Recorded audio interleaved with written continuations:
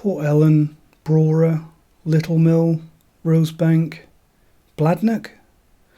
That's how that list could have gone, but thankfully it didn't.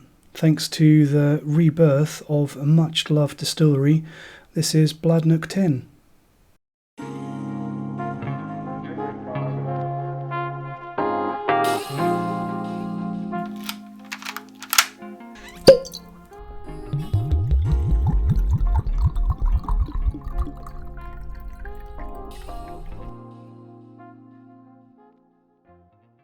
So for a long time, the fate of Bladnoch Distillery, based in the Lowlands of Scotland, was really up in the air. For quite a while, it really seemed like they were doomed, that it was going to close completely, be dismantled, and be heard of no more. But thanks to some financial backing from an Australian, I believe it was, Bladnoch is now once again producing whisky. And they've done rather a good job of it, I think. So they've got several expressions available at the moment, and the one that I've chosen to review is the Bladnoch 10 because it is a bourbon matured whisky. So I'm thinking that being bourbon matured, it's going to have less cask influence, less things muddying my opinion of it, so I'm really going to be able to get down to the distillery character and see what the actual whisky itself is about without any superfluous cask intervention. So this is a 10-year-old whisky, a Lowland whisky, presented in this really rather fetching square glass bottle, and I know it doesn't matter at all, but it's really got quite a heft to it because it's square. It's such a dense and heavy mass in your hand, quite a thick bottom to the glass as well. And it is actually a custom bottle because it does say Bladnoch on the bottom. And they've done a wonderful job of presentation, apart from the fact that the label is very classy, celebrating 200 years, 46.7% ABV, non-chill filtered, bourbon expression. Doesn't say if it's natural colour or not, but I'm going to assume probably is. Be nice if we knew either way, but there you go. These guys are technically newbies again, so can't hold it against them too much. Let's see what the whiskey's like. I do always wonder where they get the 46.7% from on the strengths for things like this. I think Bunnahabhain and Tobermory, which are owned by the same company, they are two more distilleries that have bizarre decimal points after their ABVs, and Talisker as well. Is there actually a reason for that strange decimal point? Does it need to be that precise? I've no idea. But it is good to see that Bladnoch have started the right way and bottled this at a proper drinking strength of 46 plus. Let's see how it noses.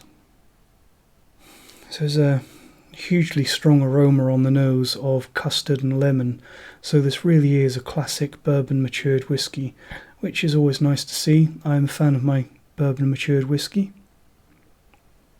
There's also quite a lot of maltiness. It's always good to actually experience the barley in a whisky, and there's quite a lot of grassiness as well. And it's something that I associate with rye whiskies, that certain lemony, especially lemony, and grassiness in a whisky. But obviously this is not a rye whisky, it is a Scotch single malt made from 100% malted barley, but definitely a bit of a grassy note in the nose there. There is also definitely a farmy quality to the nose of this whisky, and a little tiny hint of butyric, which I know a lot of people don't like. I always say that it's a little bit of the aroma of sour milk or slightly past its best butter. Some people describe it as baby sick, but butyric in small quantities in whisky I think is actually a very pleasant thing and a very characterful note. Let's see how it tastes.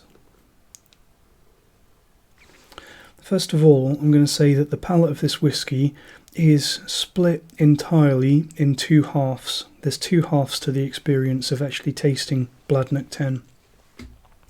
The first half is very pleasant. You've got this lovely stereotypical bourbon matured whisky in that it's got lots of sweet lemon and custard.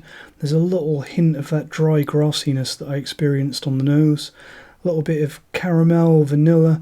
It's all going really well until you get to the late palate, and then you get this big hit of astringent, really bitter, dry, quite harsh oakiness. It's not the sort of pleasant oakiness that you get from a fine single malt, I'm sad to say. It's the kind of oakiness and astringency that you get from stewed tea, or the experience of chewing the end of a pencil, if you can remember doing that when you were at school. That really harsh tannic astringency that you get from raw dry wood. It's that sort of thing.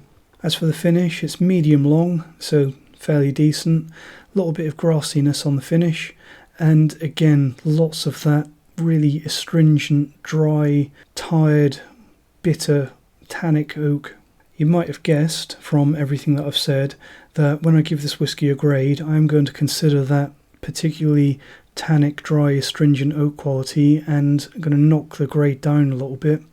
But it's still a very well made whisky, and for anyone looking to try something different, especially from a recently reopened new distillery, this is definitely worth the money to give a try. But I'm going to give this whisky a B-.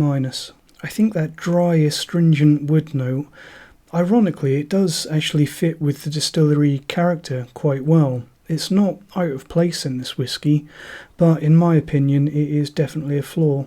I do wonder if that astringency is coming from some tired old casks. Perhaps upon reopening, maybe they've gone through what a lot of distilleries like Bladnoch go through, and Ardbeg. They find that they've got a lot of old casks on hand, and they need to start producing some whisky and start making some money, so they use some of those casks. But whereas in the case of Ardbeg and Bladnoch, they're using very high quality whisky that's elevating the level of quality in their whisky, I do wonder if with Bladnoch they're trying to make use of some tired old, probably refill, really quite knackered casks, maybe trying to add a few here and there into the vattings to try and get rid of them perhaps, because it's just not a flavour that I like to see in whisky. And it's a real shame, because I really like this whisky and I do recommend it. But that dry oakiness on the late palate and finish, it's really a bit ugly. Something else that I was curious to see with trying this whisky is, does the new Bladnoch fit with the Lowland distillery character? So Lowland whisky, a long time ago, was described as feminine whisky. It was a feminine dram, because it was light and delicate and floral and all those things that are supposedly feminine in some way. And you can sort of see what people mean when they describe Lowland whisky in those terms. And if you compare something like this to other Lowland distilleries like Rosebank or Auchentoshan, then you can see a loose theme. But I'm not 100% sure that these geographical definitions of whisky are really that useful these days anymore, especially when you've got unpeated Islers and peated Speysides like Benriach and Knockdhu. You do have to wonder how useful these labels are these days. But if you must make a judgment on whether this new Bladnoch does fit with the Lowland character, I'm going to say yeah, probably does. What whiskies would I say that this is similar to? Well, things that I've reviewed recently, I would say actually Yardhead, Krabby's Yardhead, it's reasonably similar to that, and it's a reasonably light, well made, and typically classic bourbon matured whisky, and also Glenmurray Elgin Classic if you've had that. But I would say that this Bladnoch 10 is better than both of those whiskies. It's also more expensive, but Bladnoch 10, I would say it's definitely a step above the Glenmurray Elgin Classic and the Krabby's Yardhead. I'd also say that it's similar to the younger bourbon matured Balblair and the Laddie 10, as well as the English Whisky Company's Chapter 14, all classic bourbon matured single malt whisky, and they all have a fair similarity to this new Bladnoch 10. So if you like any of those, I would definitely give this Bladnoch 10 a try, because as harsh as it might seem that I've been, this is a really good whisky, and it's well worth trying for anyone out there who's looking for something new. Cheers.